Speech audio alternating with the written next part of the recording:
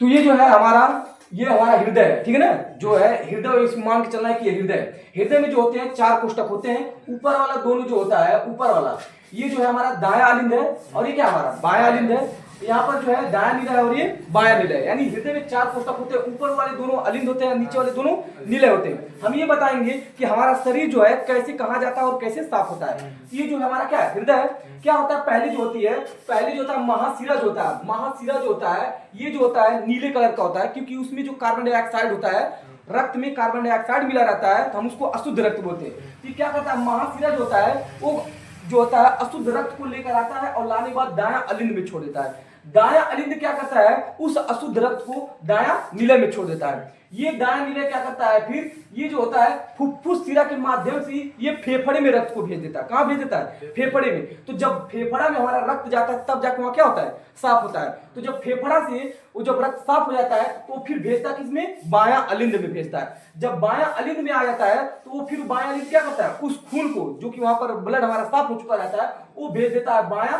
निलय में। बायां निलय हमारे जो है इस चारों कोष्ठक का सबसे बड़ा भाग होता है। वहां पर जो होता है शुद्ध रक्त आकर क्या होता है, इकट्ठा होता है। यहाँ पर जो होता है, यहाँ से रक्त क्या होता है, फिर यहाँ से रक्त जो होता है महाधमनी के द्वारा हमारे पूरे शरीर में प्रवेश करती है। तो पहले खून कहां से आता है, महाशिरा के माध्यम से दायां अलिंद में आता है। दायां अलिंद कहां भेजता है, दायां निलय में भेजता है। दायां निलय कहां भेजता है, फुफ्फुस शिरा के माध्यम से फेफड़े में। जब फेफड़ा साफ कर देता है तब वो फिर कहां भेजता है, बायां अलिंद में। बायां अलिंद क्या करता है, उसको फिर बायां निलय में भेजता है। यहाँ जब खून हमारा पूरा साफ हो जाता है तो इस पूरे खून को यानी ब्लड को जो होता है हमारी महाधमनी जो होती है पूरे शरीर में क्या करती है, भेजती है। अब हम यहाँ ये जानेंगे कि इसमें जो होता है हमारी नसें अगर जाम हो जाती है तो कौन सी बीमारी होती है। तो जब हमारी नसें जो होती हैं जब जाम हो जाती हैं तभी हमको क्या आता है, हार्ट अटैक आ जाता है, ठीक है ना।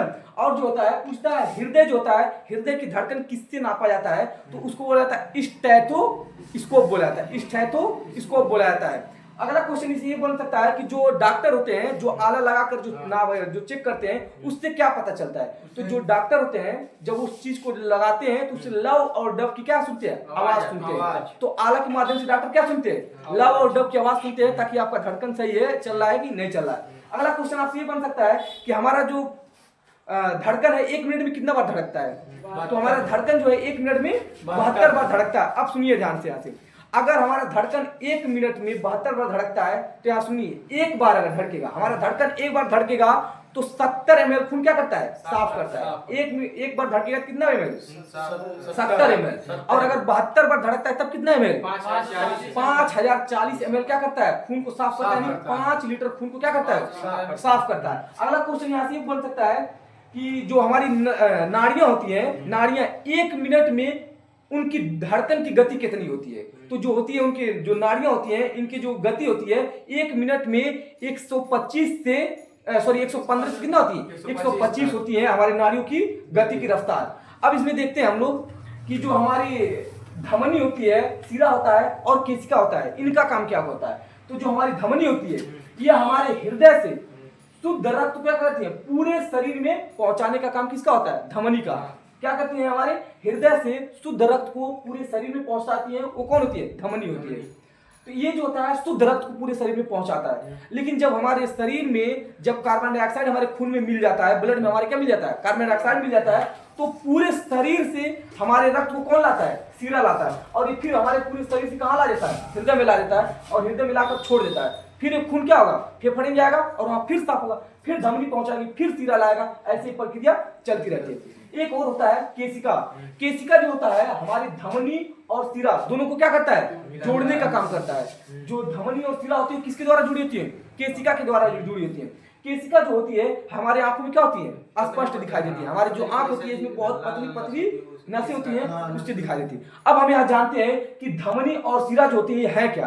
तो देखिए धमनी क्या होता है, धमनी जो हमारी हाथ की नसें होती हैं, ठीक है ना, ये अधिक गहराई में पाई जाती हैं। हमारी जो धमनी होती है क्या पाई जाती है, हमारे हाथों या सभी जगह क्या होती है, अधिक गहराई में पाई जाती है। क्यों पाई जाती है, क्योंकि इनकी जो रफ्तार होती है इतना तेज होती है, नसें फट ना जाए, इस वजह से अधिक गहराई में पाई जाती है और मांसपेशियां इनको जकड़ी जाती है। इसलिए धमनी कहाँ पाई जाती है, हमारे हाथों में या कहीं भी होती है, ये अधिक गहराई में पाई जाती है, ठीक है ना। और देखिए शिरा क्या होता है, शिरा जो होता है इसकी जो रफ्तार क्या होती है, धीमी होती है। इसलिए जो ऊपर वाली जो आपको नसें दिखती है वो कौन सी होती है, वो सिरा वाले होते हैं। जितनी भी हमारी नसें ऊपर की दिखती है कौन सी नसें होती है? सिरा होती है। उनकी रफ्तार धीमी होती है, इसलिए ब्लड जो होता है नसों में प्रवाहित होता है, तो वहां फटने का डर नहीं रहता है, इसलिए सिरा वाली नसें ऊपर होती है। लेकिन जो धमनी वाली नसें होती है कहाँ होती है? सबसे अंदर होती है। इसलिए देखना कभी लोग सब लोग जब नसिया काटते हैं, आप लोग ध्यान दिए होंगे कि नस जब काटते हैं सब तो सिरा काटते हैं। क्या काटते हैं? सिरा। कहिए धमनी दरदरा काटे धमनी, तो धमनी अगर काट देंगे तो उनसे ब्लड क्या होगा? बहुत ज्यादा निकलता है। इसलिए जितने भी लोग होते हैं वो क्या काटते हैं? सिरा काटते हैं। धमनी काटेंगे तो क्या हो जाएगा? पूरा शरीर निकल जाएगा, सॉरी पूरा ब्लड होगा वो क्या हो जाएगा? निकल जाएगा। ये होता है धमनी और सिरा। तो पूछता है धमनी, धमनी क्या होती है? तो धमनी शुद्ध रक्त को मतलब ले जाती है और अशुद्ध रक्त को सिरा लाता है। धमनी जो होती है अधिक गहराई में पाई जाती है, सिरा जो होता है कम गहराई में पाया जाता है। इसकी चाल अधिक होती है, इसकी चाल कम होती है। ठीक है ना? तो ये धमनी और सिरा होता है। धमनी और